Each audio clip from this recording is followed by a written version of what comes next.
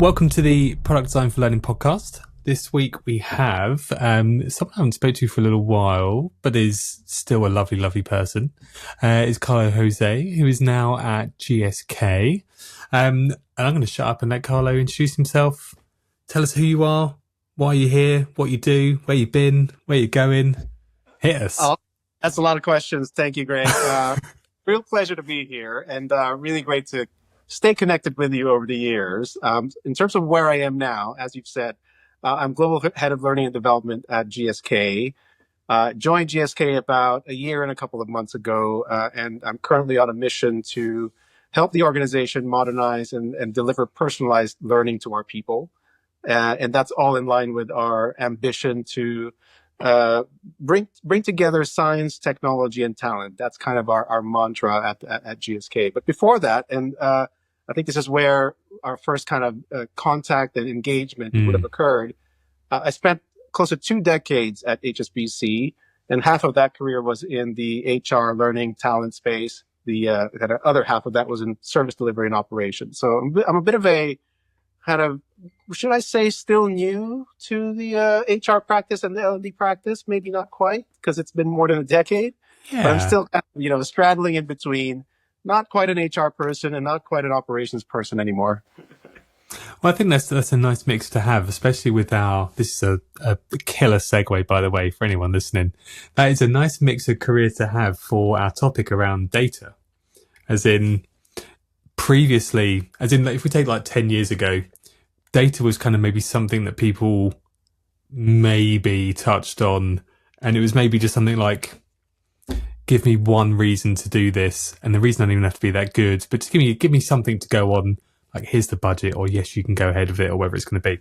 Whereas now, I guess in service delivery, product design, operations, HR, learning, all those kind of things, data is almost killer, whether people go, yes, you can go ahead with this, or yes, that's a good idea, or whether they go, this was a horrible failure, we should do something about this because of the data we've got. So, first question, usually ask everyone the same question at the start. How would you summarize this phase? So when we talk about our product design phase and we talk about data and all these kind of things, how do you feel about it? How do you feel about its importance? What does it mean to you in as close to 60 seconds as you can? But we won't have a clock on or anything. Yeah, I'll try to summarize what I think about it. So you're quite right. I think back in the days, our kind of appreciation and usage of data in any practice, but particularly in the practice of learning, development, and design, was, I think, very rudimentary. And I think it was kind of very limited. We had a kind of old school practice that kind of helped you to somewhat get approval for projects to get done, but then have some rudimentary measurement of it. I think in the design process, it deserves to have a phase so that you can have a kind of a proper conversation about what data is involved, in scope, available, missing, what would you use to measure certain parts of your design process or your solution. But I also think that apart from being just a phase with a start and a finish, it kind of is something that threads through across everything. Because 100%. leading up into identifying a problem statement or a challenge or an opportunity, there has to be a form of it that isn't just feeling that is data driven, but then all the way through to the end of it, to know whether you've achieved success or you've accomplished anything, you also have to have a little bit of a quantitative along with a qualitative kind of aspect to kind of consider, right? So I think standalone phase, well deserved, because it is important. And if it wasn't there before, very much putting that at the forefront of your design process, but also something that threads all the way throughout. 100%. And we're working on revamping our process at the moment. And pretty much as you just said, it shouldn't be something that is, you only touch on it here within like a confined space. It should be something that in your scoping phase, when someone says, I would like, or I have this problem, and first, if someone comes and says, I would like, we'll have a different conversation about that. But if it's, I have this problem, or we would like to have better this, that, or the other, whatever it's going to be, the question always comes back to data, really, as in, how do you know it's a problem? And if you want something to be better, faster, whatever it's going to be, better than what? Like, what's your baseline? What's your benchmark? So it's trying to make sure that people understand that these things, sometimes they kind of fall to the background a bit, as in, if you're thinking about visual design, data might take a bit of a back seat then. but it's still there. Like, yeah, it's not going away. And we talk about it a lot in L&D about data. I think AI is maybe taking over as one of the key topics people talk about now more than anything. But I think storytelling was the one before that. But data was really hot. It was like the hot thing for a couple of years. Yeah. But where do you see that sitting in the conversation now? Well, I think it's still quite challenging because I remember when I first started working in the kind of L&D function, as someone Mm, who didn't grow up in the HR and L&D space, I was a bit of a kind of anomaly. I came from an operations background with clearly an energy and a passion for all things learning and development, mm, particularly the leadership development space. But I felt like a bit of a fish out of water because the conversations and the kind of questions I was asking around how do we measure that we've actually done something yeah. here, apart from the butts and seats, the compliance aspect of it, which is, very relatable. In operations, there is a component of it that's very trackable, measurable, compliance related. Mm, There's other aspects of L&D that I thought were kind of lacking in maturity at the beginning in terms of how we manage and operate the learning function, but equally in the design process of identifying what are the opportunities, what do we need to design for, understanding who our customer or learner is. It mm, wasn't as kind of mature back then. So I think the direction of travel now is I think that there are still some internal customers, stakeholders in the business that are very much, treating you as an order taker. mm-hmm. Going back to your point about if the conversation starts with "I want this," we need to have a different conversation. Is Yeah. what are we trying to do? Because I often my favorite example is and it's a bit of an off tangent, and nothing wrong with masterclass, but masterclass is usually really good at kind of promoting their product on social media. So it's Yeah. not uncommon that a senior exec is going to see that on their Instagram or their Facebook feed and go, "Oh, I really think we should have this." And they Mm, they approach learning and say we should buy this for our employees. And I said, well, what are we trying to do? Are we yeah. trying people to how to cook a poached egg by Gordon Ramsay? I don't think there's a problem statement that's clear here that helps you to arrive at we should buy masterclass, right? And so I think connecting that back to data, it is about that understanding of what is the opportunity, what is the challenge we're trying to overcome, what is the Mm, behavior we're trying to change, is there even sentiment? Because, and to your point about artificial intelligence and data and AI, we've got such a great power now to be able to deal with unstructured information that might come mm, from surveys and things like that that we didn't have before. And I yeah. think for kind of a long time, you surveyed people, you kind of got some people to really do some manual work to try to, do some sentiment analysis. Now it's like a Mm-hmm. click button and you Yeah. can get initial sense of even the most kind of basic unstructured data can try to make sense out of, or you can easily rule out and say, there's not enough information in here for us to work Yeah. with. And sometimes that's Absolutely. part of the conversation, which is this telling us something that's actually useful input? Or should we make a decision to discard this and, do our own primary research, do additional secondary research, or collect data in other ways? Does that make sense? Yeah, 100%. And it reminds me of a conversation I had with a chap called Tom McDowell from the Learning Network. We did a separate episode, but he talked about data and said um, he was talking about the fact that he is very aware that data isn't his, or data analysis isn't his strong suit. Once he's got the analysis, he can run ahead and go nuts. But just that bit of going through a spreadsheet and going, oh God, I've got another 100 lines of people going, I like this and we should do more of that. So he was like, I work with a data analyst who's really good at those kind of things and that helps me out.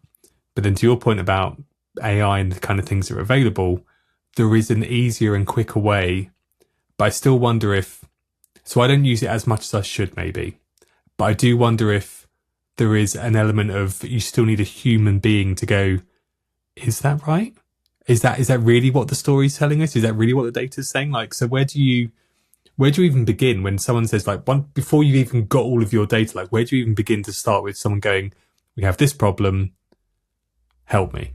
Like, where's the first point that comes into your mind about using data as a tool rather than something to kind of beat people up with? Yeah. You're absolutely right. I mean, you don't start the conversation with a response of where's the data. I think there is Mm, very much in that kind of performance consulting space for HR practitioners, as hmm. well as learning practitioners, where there is a human element. And I think oftentimes business stakeholders are also struggling to articulate what the problem is. And I Yeah. think part of our job is to ask the right questions to be able to draw that out. And I Hmm. do think that, it's easy to jump to judgment and say, oh, these people don't know what they're talking about. They haven't thought it through. But Yeah. actually, a little bit of our own kind of expressing a little bit of empathy and trying to put yourself in their shoes. They're clearly being Mm. asked to do certain things or achieve certain things or have goals that they need to achieve. And I think it's with that deeper understanding where you can start to draw that connection back to the data again. And I Mm. would also say, exactly to your point, data is not the be all end all. It's Mm. just one part of our tool set that helps us to understand problem, understand opportunity, potentially understand impact and outcomes down the road. So I think it deserves a kind of a place where it's a conversation topic, but it's not the beginning and the end of everything. So Yeah. there's certainly in that performance consulting space, an opportunity for us as practitioners to say, look, before we get into the details of this, let's, tell me about what's going on with you and Mm. why this is coming up and why this is a problem. And I think usually that helps to shake out what are the different anxieties and, Yeah. problems that are actually underlying the ask for, please buy a masterclass for me and get 1,000 licenses. I mean, the X amount of thousand licenses, not just for masterclass. I've not used it, but it looks interesting. But I've not used it. But for any LinkedIn Learning, masterclass, whatever the kind of tool's going to be, it does feel like the only conversation around data is how much of a discount can we get for how many X amount of thousand licenses. Never what will it do for us if everyone starts to use these platforms. What are we going to get out apart from engagement? But Yeah. again, to your point before about butts on seats, it's just the same, but it's clicks. There's no impact measurement. So you mentioned about performance consulting in what you were just saying. So for me, that's when I try and boil it down to somebody to explain what it is. I'm saying it's about having a really good conversation. As long as you don't kind of close the conversation off as quickly as possible, you basically want to get the other person to continue drip feeding you bits and pieces of information. So if they say something and it kind of feels like it's a bit open ended, or there's probably more to that story, you're going, oh, tell me more about that. I'd like to, or does it mean this? Can you tell me a bit more? So where do you use that to start to pull out bits of data from people without them even realizing they're doing it? Yeah. Yeah. And by the way, so first of all, I have nothing against Masterclass. I've actually used the product before. And I like to cook. And actually, the Gordon Ramsay stuff was great. And there was some negotiation stuff by a CIA, kind of negotiator. Really Yeah. good. But in the corporate sense, I think you're might going to not. say some negotiations by Gordon Ramsay. That's not the bar No, that I want from masterclass. I mean, that aside, I mean, I think, one of my favorite probing statements, there's also the 5 whys, right? Like ask Yeah. why a couple of times to get to the kind of underneath it. But I also, one of the ways for me to stop myself from jumping quick to judgment is tell me more. That's Yeah. actually one of my favorite ways to open up a conversation. Because I think that phrase just kind of is embodying a bit of empathy. It is Yeah. embodying, I've got an interest. I want to hear what else you've got to say. I'm trying to suspend judgment. I want to help you get there. And I do think that that's certainly a good tool for practitioners so that they don't come too quickly to a conclusion that says this is not a valid learning requirement. That being Yeah. said, you may still arrive at that conclusion, which is, oh, this seems to be a bit more than just build a learning solution or buy a learning solution, Mm. which is another thing I'd probably point out that classically learning functions are thought of as sometimes a silver bullet. Oh, this is a training problem, therefore let's do some Mm. training. But I think part of that performance consulting conversation is also about understanding the ecosystem around the target audience or the employee that we're trying to help. Because Yeah. sometimes it isn't just about a knowledge or a skill issue. Sometimes there is kind of motivations impacted by environment. Is it the performance and reward system? Is it kind of a local culture thing? Some of this has connections to data as well that you might be able to quantify. But I think those are the kind of conversations, the deeper conversations you need to have to get Mm. beyond that initial, I think we need a training solution to solve this problem. Yeah, absolutely. And I think one of the things that I guess I struggle with it when when people don't kind of get it quickly because it feels so simple is when you're having these conversations and you kind of keep coming back to, as you said, why is it a learning problem? Because it does feel like that's the easy get out for people to go, oh, it's probably a marketing problem. And you go, maybe, but maybe not all of it is a marketing problem. Some of it might be a problem that you haven't even thought about. It could be to do with your historical leadership or the fact that your company doesn't allow a certain technology in, or outside factors. But where are you getting that from? Rather than the kind of the get out of, oh, this isn't my problem. But then, so we always try and try and bring it back to a couple of things around your as is and your to be state. Where are you now? Where do you want to be? And then we try and split quantitative and qualitative data, so kind of textual or numerical. But then we've also started to bring in opinion. So bringing these out as three groups where when we're doing analysis, we kind of say to people, we know our beginning and end, or where we'd like to be and where we are right now.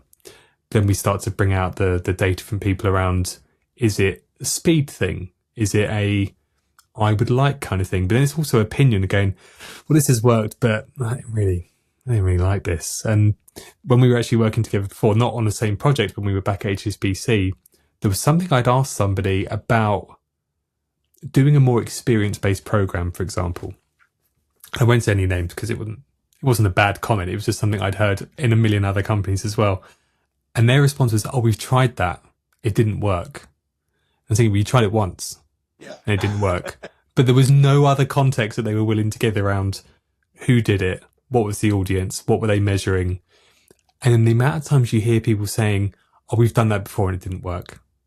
It's like, well, if everyone tried everything once and it didn't work, then we wouldn't have evolved as a human race. Like, we'd still be sitting in a cave going, that wheel thing, that circular thing didn't work. So no wheels, no fire, just, done. But brings in the kind of connection as well with, data for the sake of data doesn't really mean anything. But if you've got a hypothesis that you need to test, or if you're testing approach A versus B, or in some cases it's called A/B testing, then it's a purposeful gathering of information and data to be able to prove or disprove something right. And I think that's one of those things that I think is often overlooked. In organizations, there's often the kind of, you needed to have it done yesterday, but you've also got to make it perfect, and the quality's got to be really good. And by the way, it's got to be cheap. But it's that, you can't have all three parts of that. You're always going to have trade-offs. If you want it fast, it's probably going to be expensive. It might not be great. Or it could be expensive and great, and you'll get it fast, but it'll cost you a lot. Yeah. And it's also those things like, so the whole kind of shiny objects discussion that people kind of use is just because it looks really good, and just because it was expensive or it was developed really quickly by a potentially really great team or really great vendor, it doesn't mean it's right. It doesn't mean it's the right thing for your problem. And it needs to have that element of a good data capture at the beginning within the product, and then afterwards to be able to say something happened or something is happening. We deployed whatever the thing is we've made, and this is how we're capturing data to say that problem has gone away, or that target of doing something faster or whatever better, whatever it's going to be, we've achieved that. So I do kind of see people falling into the trap of speed and cost being, well, if we just put more into both, then surely that means better. It's like, all it means is you spent more money and done it quicker. Doesn't mean anything other than that. Dangerous stuff, definitely. 100%. So just on that kind of topic of it can be quite overwhelming. How do you deal with, especially GSK being, how many people are there? Like 100,000? Must be more than that.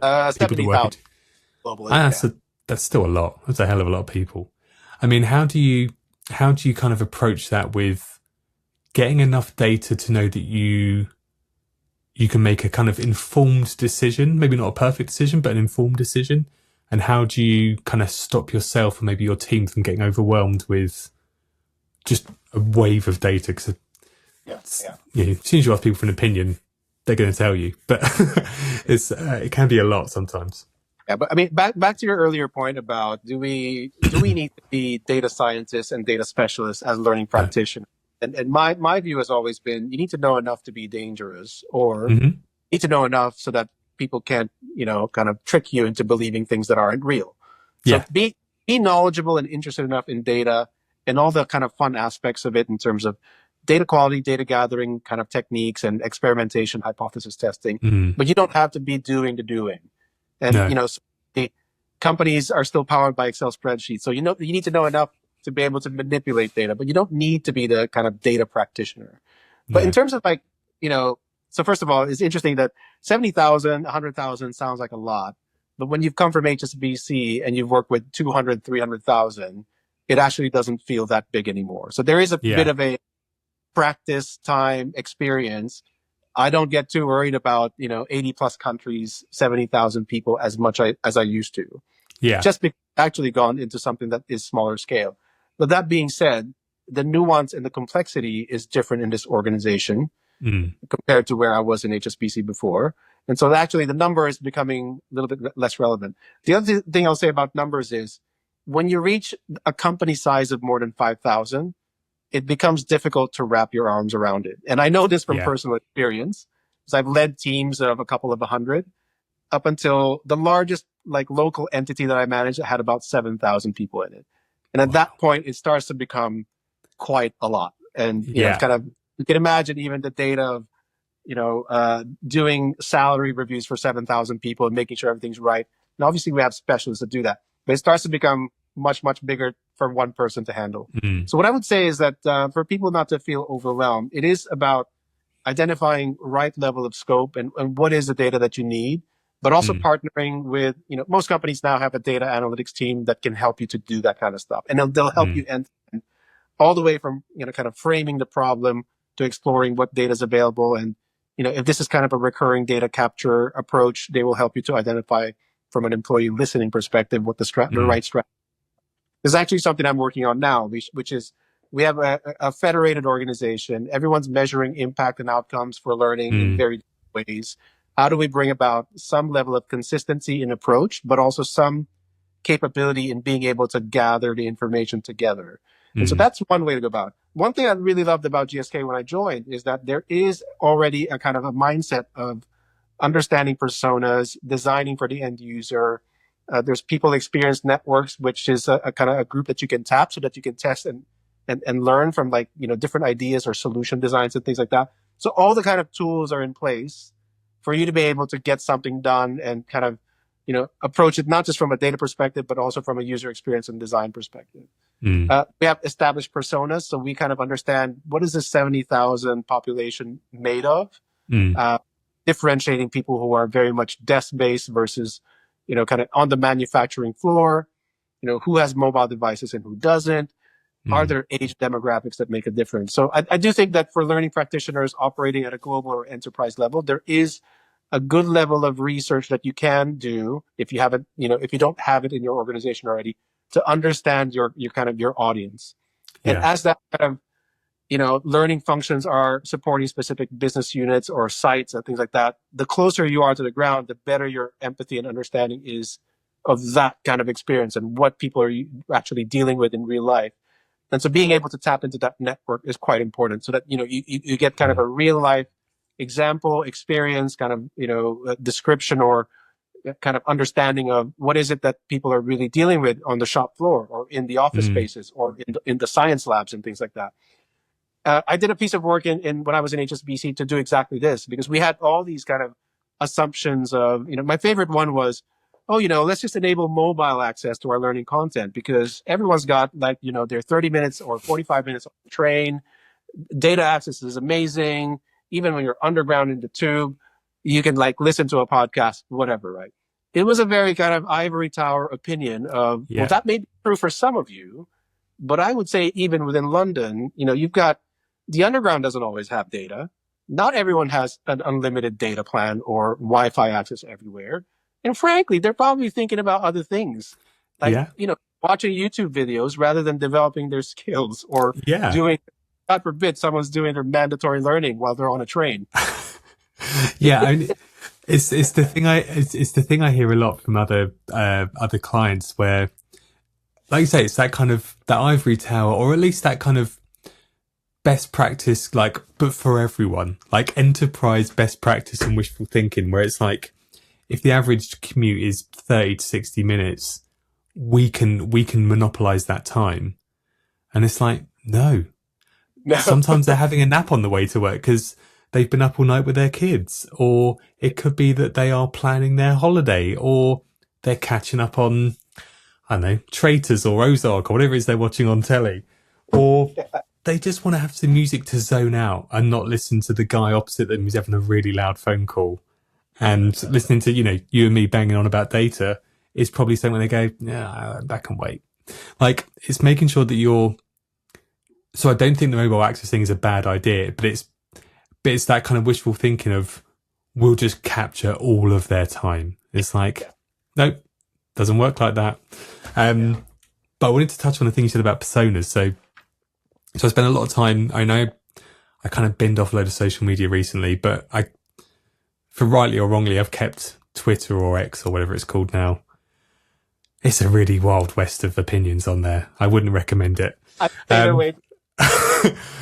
All I'll say is it's a wild west of opinions. I won't go into further detail, but there's a really good UX community on there, and there's some really great practitioners. There's some really great people that talk about design, and if you can kind of find those people, it's a really nice place to be.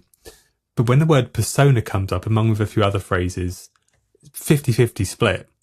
There is no middle ground. There is either 50% of going, have used them for 20 years, will continue to use them for 20 years. This is the best thing I do. Really helps me with clients, helps me with quick projects, makes me understand my audience better. And I can design based on the information I get from it much more effectively.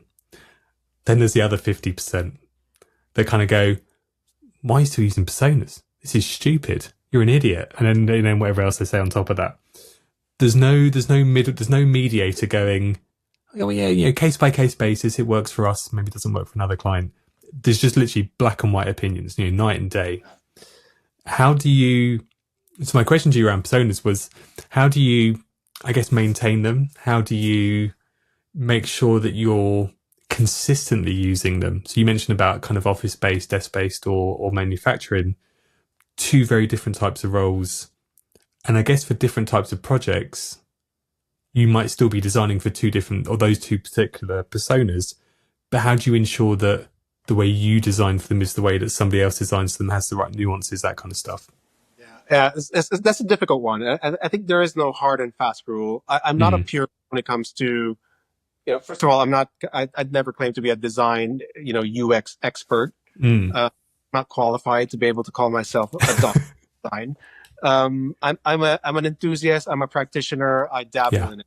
And I think, for me, personas is part of the toolbox. And, for various reasons, sometimes you don't have the time, the budget, the resource, the appetite, or the mood to do it.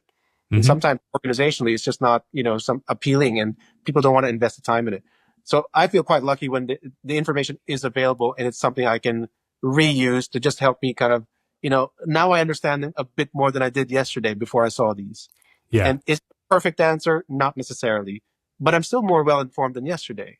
Yes. And so do I need to kind of invest more time to build brand new learning specific archetypes or personas of employees? Possibly not. And there are actually other tools, and we have teams that are much more into process design and experience design that might have the capacity to do it. There's a concept called Gemba, which is quite a thing in pharmaceutical and manufacturing, which is when you walk the shop floor with people. And so you've got people that have the experience and skill set to do that will help to enrich our understanding of customer even further, right? So I think for me, the bottom line is that, which is use it as a tool and as an input for what you can get out of it. Don't make it more than what it is. It isn't necessarily the silver bullet, the Bible for everything. You can't always kind of adhere to a design principle that says you must kind of strictly follow. If you read this on a persona map or a persona document, this is what you must do. Because I also think that there is still space for test and learn and experimentation. I personally like the idea of doing a kind of, from borrowing from software, the beta and the alpha before you release your gold version, because those are kind of two iterations where you think you're nearly there, but you can make final tweaks before you put something out to market, which is kind of your final product or whatever. And, so I think I don't necessarily sit in one camp or the other. I suppose in the other camp of what are personas for and why do we need them? Well, they must have other tools, right? Where they're doing some kind of user-centric design and using other kinds of input. So I don't think that it's the sole source of the truth when it comes to understanding customer. Yeah. One of Yeah. the things you can use. I don't tend to disagree with that. I think hard and fast, but if you only relied on them, or like I say, the night and day opinions, if you only did or didn't do them, I kind of feel like it's too restrictive. As in, so my wife, not every time, as often as she can when we're talking about Apple, will mug me off. So years and years ago, the iPhone came out, and I was like, oh God, who's going to buy that? It's rubbish. I had a BlackBerry. And I was like, this is it forever, guys. I've got emails on my phone and a little keypad. And I think it got to iPhone 4. I was like, oh, hey, got an iPhone now. It's pretty cool. And there's no buttons and very exciting. So completed a 180 on that. And then same with the iPad. Watched the whole presentation. I was just like, it's just a big iPhone. Who's going to walk around with one? I have an iPad Pro just over there. Use it all the time. Love it. It's incredible. But then the reasoning that they were giving, not necessarily for the iPhone, the iPad, at the time, I was like, this doesn't mean anything to me. I don't need it. And then when I started seeing people, it was mainly on flights. I mainly started seeing people with the early editions of the iPad, especially the really massive one that came out at the start, just looks bonkers. They were just watching telly on it or watching films. And I was thinking, you've paid 600 quid, 700 quid for just a flat screen telly that you can put in your bag, which just sounded mental. Whereas now, if I was that persona, or if I had that feature request or that benefit need, I know how I'm using it in my personal life and I know how I'm using it for work. So my data has shifted. Yeah. My opinion has shifted. So I kind of feel like when we're talking about kind of performance consulting and personas and that kind of stuff, exactly as you said, it's a tool. It's one of the tools in the toolbox. Yeah. But then I do find people kind of trying not to get overwhelmed, so limiting the tools they use. But then also, if they kind of go too broad, they're going to get a bit overwhelmed. What kind of other things what other things, I guess, kind of data-ish related, so not always kind of hard and fast data, but like a kind of opinion-based or even things like pulse surveys, like, do you bring in just to give you a steer? Yeah. So I'm a big fan of. So back to your point first about limiting your tools. I really think we should always be exploring, and it's not solely for the practice of L&D, corporate like life in general. We should always be around and testing different tools. It's a bit like saying ChatGPT is part of my toolkit now, because sometimes I just need a quick kind of inspirations, get me my first kind of 50% of an idea, and then I'll build off of that, right? And the kind of speed that you get out of that. Now, why would you deny yourself access to a tool like that to be able to help you become more productive? So I think when it comes to things that are data centered or insight gathering centered, I use all sorts. I'm super kind of skunk works to the extent that I can get away with it. Sometimes there is something at work that I want to test more broadly outside in the outside world, and I'll use like a poll in LinkedIn to start a conversation. And it's going to be small sample or sometimes larger. Sometimes your posts in LinkedIn perform well, sometimes they don't. Who knows what the algorithm. But you get enough kind of interaction and engagement with people to see, A, is it a hot topic that people are interested in? And B, people have like fully formed opinions that they can share with you. And then you can kind of tap your own networks. I'm sure we all have our different WhatsApp groups and things like that of practitioners that you can tap into. You got your X design, group that you can tap into and kind of push out a poll or push out a comment and just kind of harvest reactions out of it. I think the challenge before was if you had a popular post, you'd have to read everything and possibly respond to everything. Now you can dump all of that stuff into ChatGPT and go, okay, tell me what the group said. And, what's the kind of sentiment leaning in one way or the other? What does the data say, right? Yeah. But in that corporate setting, I've been known to run like behind the scenes little polls or just check with kind of informal networks and things like that. At the very least, to give it, a bit more credibility that I've tested an idea out. And if you then need to run something much more formal with a stratified sample, then you get the experts to do that for you and use the right corporate tools to do that for you. You just can't do that recklessly and just be surveying all the time, right? But it's a bit of a balance, I think, in terms of where do you get the intel about real life? Kind of annual surveys are quite static and one time, and it's kind of a snapshot in time. You can Mm. get something out of that as a kind of general direction, but then you got to drill in a little deeper and understand the problem a little deeper, in my opinion. Yeah, yeah, absolutely. And there was a couple of things that kind of spring to mind. So I've looked for it, I can't find the exact year. I think it was around late 2000s, early 2010s. Google publicly announced they were going to become a data first organization. So they'd said, we're going to you still have people working for us and they can still make decisions, but we're going to be basing a lot of those decisions or the conversations to make those decisions around data. And it kind of didn't feel like a weird move because they're Google and they hear and see everything because of who they are and what they do. But then loads of people were like, "Oh my god, this is revolutionary," and I kind of just thought, is it? Kind of just feels like the sensible thing to do. And now a lot of companies are kind of going with that approach of everything has to be 3 or 4 steps from the bottom line. Like, it has to be related 3 or 4 steps. So if a certain product is performing well, we kind of go back 3 or 4 steps as to what are the things that make it perform well. Can we replicate that in another area? But then when we're creating learning products, obviously, unless you are literally creating another Google, I don't think we're going to be creating anything as mad and as widespread as that. But at what point do you look in kind of the weird and unusual places to give you, like, how many steps back do you go? Or is it just a case of, I need to know my problem, where I want to go to, in the middle is where I play, that's it? Like, how restrictive do you kind of put barriers around yourself just so that you don't kind of spend far too long or kind of, lose yourself in opinion and stuff like that? I'd like to be as unrestricted as I can be as a default setting, but I think Mm-hmm. where constraint, time, capacity, access, reality are the probably the real life things that will keep you from going that much deeper, right? And Yeah. so I take time because you can go deep into a rabbit hole in investigating a problem. But for me, it also goes back to this very elusive impact measurement in terms of an Mm. actual financial outcome or return on investment.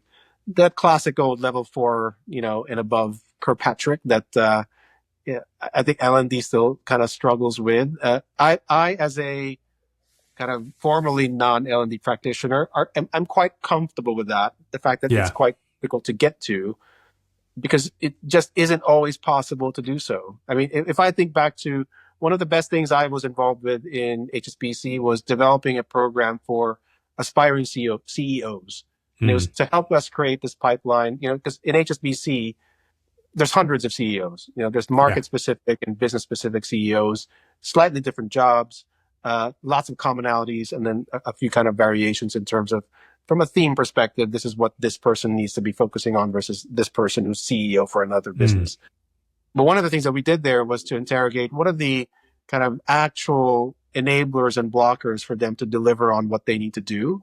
Mm. And also what is it that they are A, held accountable to, but B, actually delivering. Because Yeah. sometimes they're slightly Yeah. different. And then there's also the kind of intangible, indirect things that influence that, which it's not always easy to draw a causal relationship. It's the classic, if my employees are engaged, my results are going to be good. Well, yeah, you kind of logically think that's true, but you can't always kind of, you can pay people a lot, but you can run a unprofitable business. And so Yes. that's kind of interesting exploration into, well, what makes a great CEO. And so I think, for me, we went as deep as we could in that. The approach that we took was kind of interview and kind of do a bit of ethnographic research, if I can call it that, not in the strictest sense, but understand the life of a CEO. And Mm. with a sample of high performing, and again, subjectively identified, these are high performing CEOs that we know have done the job in multiple markets and they're a good source of kind of insight and information. So we learned Mm. a lot from them. We tried to codify that into, well, what are the different things, the capabilities and skills that are important for this job? What are they delivering? What gets in the way and what enables them to do it? And Mm. so we're able to understand that complete picture and then be able to say, okay, well, I don't know if this is a silver bullet, but it feels good. Let's Mm. test it Yeah. out. And this was a program that was pre-pandemic. So it's like 5+ years ago. And not that it's any kind of structured data gathering. I look at my LinkedIn feed now and I look back at the alumni from that program that I ran for a couple of years and go, oh, so he's now a CEO and he's now CEO. He seems to be doing well.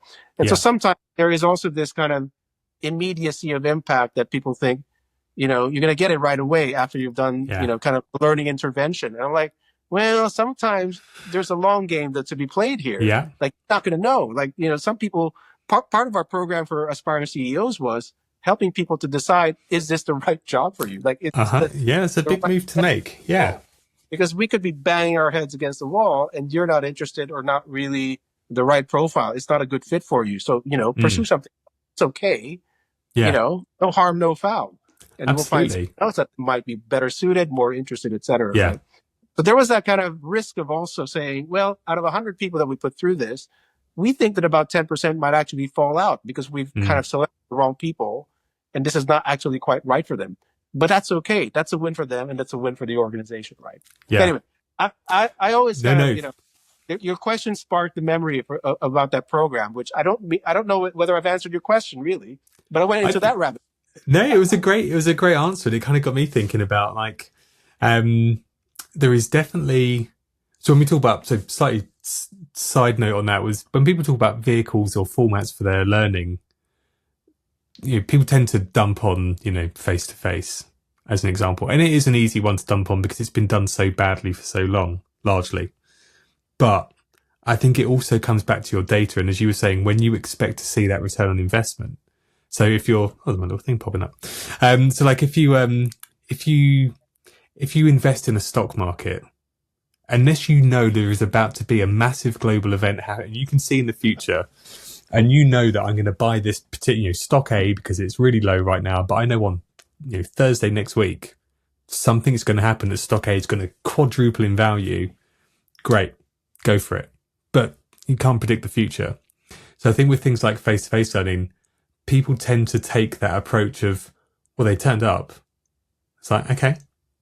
Well, the only data point you can give is they turned up, they stayed for the whole time, and then they left. Like you can't, but it's the same with the digital experience. It's the same with an experience design or any kind of vehicle you're putting learning through. The only data you can gather is they completed it or not, or they spent X amount of time on it. It's what you do afterwards. And it's that how long do you give them to start to change a behavior or how they think about things or the way they put it into practice? And do they need to practice it a number of times? Do they need to maybe go through the motions of getting it wrong? It's not everything is straightforward. And I think that's where data can be something very hard and fast at the beginning, as in this is happening. We can measure it with this. But then you talked about impact and that kind of level 4, 5. I have a bit of a hit and miss with Kirkpatrick's model, but I think it's not a bad starting point. But like, I don't think it's as hard and fast as you can measure now. But how do you measure impact and behavior change, especially on a massive scale? Yeah. Either everyone does or everyone doesn't. Otherwise, you need to go and figure out some more metrics. Like you can't just go, yeah, doesn't. So and I completely understand it because I don't know if I don't know if anyone has a proper answer to it. But how do you look at things like impact or behavior measurement? Do you break that down into something very specific, or do you leave it as open-ended as we need to see what happens when it comes to things like impact and return on investment? Yeah, I mean, I think part of the challenge is that, for example, specifically on leadership programs try to cover so much because, there's a temptation to cram as much as you can. Uh-huh. We practitioners and designers say that's probably too much because you've now covered 20 topics in 14 hours of work. How is anyone going to retain anything unless you've got a really clever way of synthesizing everything? On the flip side, there's also kind of an aggregation point for capabilities, right? So, you could be a classic example from HSBC times was around, we had a program called Leaders as Teachers.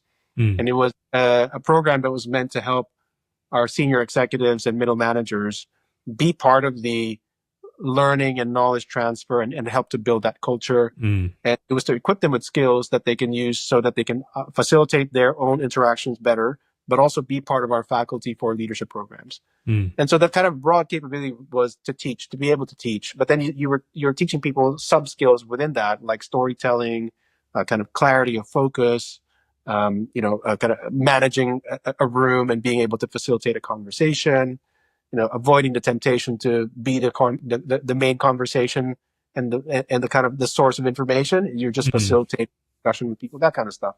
And so you could almost aggregate that into, well, what is the impact of this program? Well, how many people are actually using these skills and running their own team meetings and interactions better? But also B, how many people are signing up to actually help us to deliver our leadership programs? Mm. Because our program approach then was reliant on, we had people from the inside partnering with professional facilitators. It has to be 1+1. If you didn't have enough uptake, we've got a problem. So Yeah. there was kind of a tangible hard measure of, have we got enough faculty, or have the very few enthusiasts, myself included, are overburdened. They've now got a side hustle that isn't that much of a side hustle anymore. It's becoming a main job because there's so much demand that they're getting tapped out, and they're spending half their time in the training room rather than, in their actual job, right? So I think it's a kind of it depends. And there's also kind of hard and fast measures that you can create depending on the scenario. I do think that, I think the last point I'll make is, level 1, level 2 stuff is kind of interesting in the short term. Mm-hmm. But I actually think in the long term, when you're happy with your core solution, switch that stuff off, because you don't need to burden people with so much kind of survey anxiety anymore, and start measuring the impact, the change, the behavior.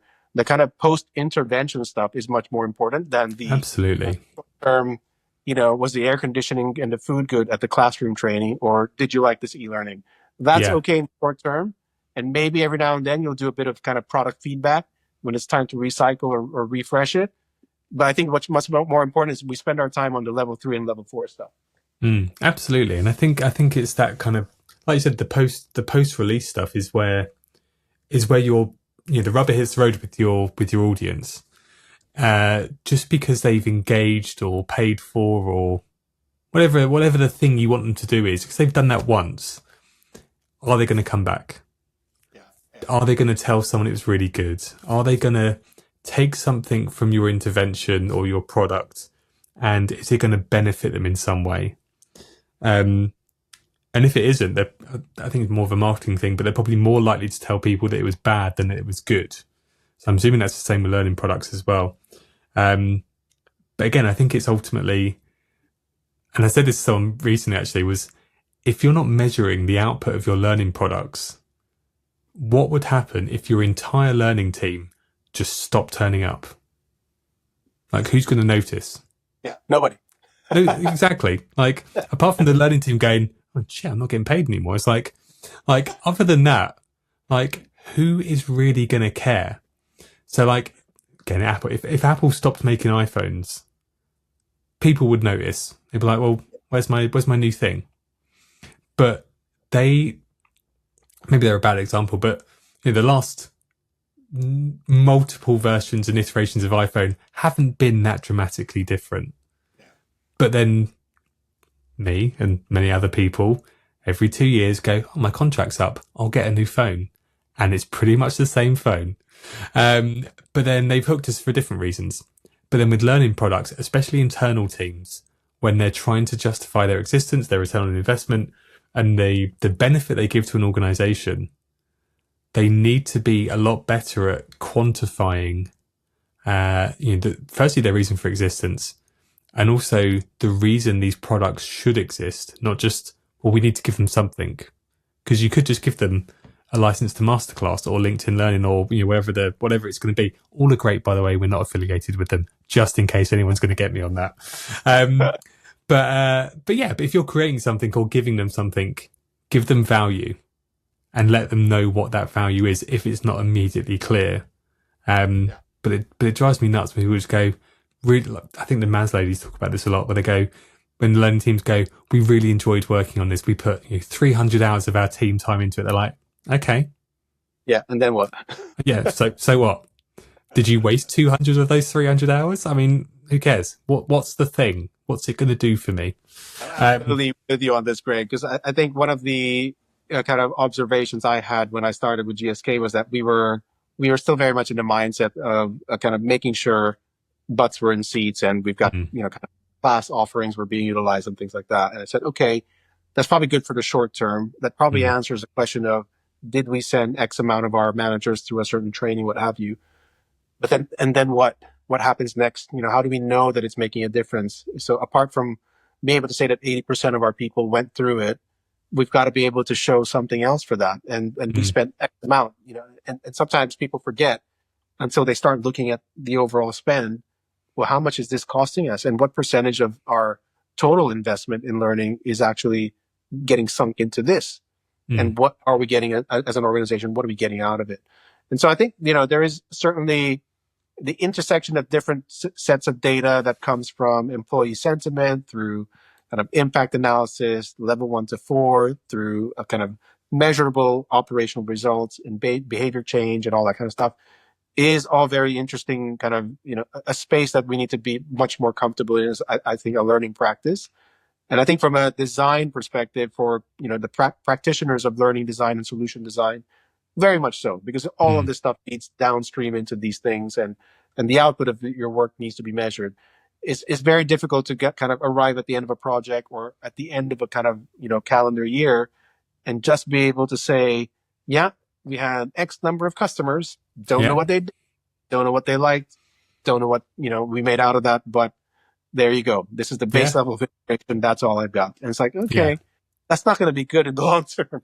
No, I mean, if the first data point you get from say those 80 customers is they've all found out where I live and they hate me, like that's a bad thing to find out later on. But if you can find out they all loved it and they want these little feature requests added, or they've got some really great ideas for version 2, or they think this could be really great if you repurpose this for a different reason in a different market and it will solve another problem. These are all really great things to have, but you kind of need to know either way what's good, what's bad, what's upsetting them, and what are their ideas.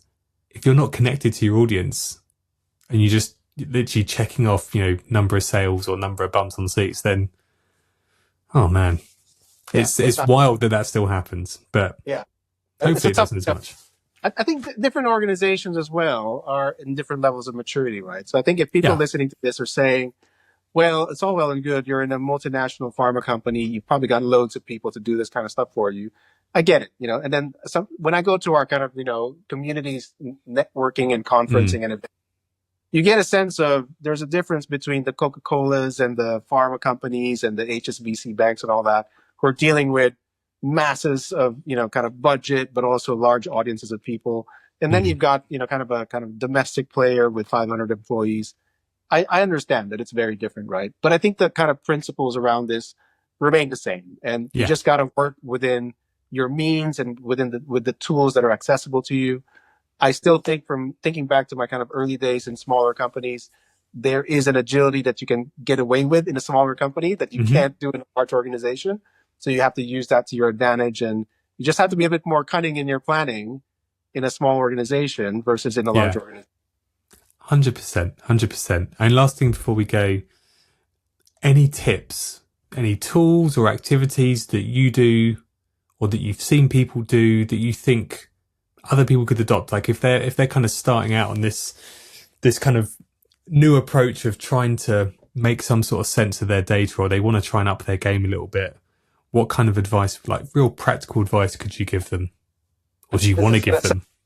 super cheap, but if you don't even know where to start, get Chat GPT or DeepSeek or whatever equivalent, and just start asking your questions there, because I think that is the perfect place to go when you're not quite sure where to even start. You're Mm, unstructured thinking, and you can easily get kind of a bit of a starting point and links out to resources on the internet. If you're part of a large organization, I think there is some work to be done in terms of you understanding what does this organization do from a data perspective, and is there a connection to my work that can be made? mm, Because I feel quite lucky that my team is attached to our people data analytics team, and so we yeah. have partners there that are real specialists. They know what they're doing, and they understand the data structure and the architecture of the organization when it comes to our people, when it Hmm. comes to sentiment scores and surveys, when it comes to our performance results, and soon, because of the work that we're doing, making the connection with learning activity and skills and capabilities to be able to really see that kind of connection. And one of my big personal missions is to bring some standardization on how we measure impact and outcomes for learning solutions. Today, we have a federated model where people are kind of doing their own separate things. Some are probably great, some are probably not so great, but we don't have a place to be able to aggregate them together, right? So I think if you're in a big organization, it's about networking and understanding how that's working. If you're in a smaller organization, if you don't have as much budget, get the free tools. It feels to me like ChatGPT paid version is kind of a tool for life that you just gotta, swap it for your Netflix account or something. But you've got, it's kind of one of those, it'll pay you back in dividends. Yeah. It's worthwhile investment for something specific like this or for anything in general. Yeah. Yeah. I don't disagree with that. I don't know if I'm ready to get rid of my Netflix, so I'm a little bit sucked in. The only extra bit of advice I would give on that is there's a chap called Roman Pichler, which is Pichler, who's a product design and many other things guru.